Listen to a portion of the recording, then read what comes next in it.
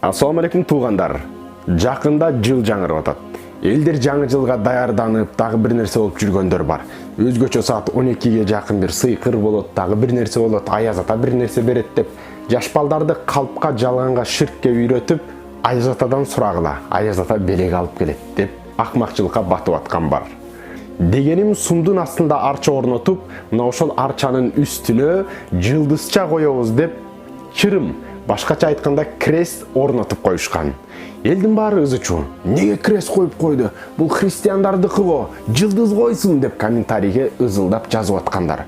Бирок ошол хрестти алып салып эле жылдыз коюп койсо, жаңы жыл мусулмандардын майрамы болуп кетеби? Мен аябай ыраазы болдум жана сүйүндүм.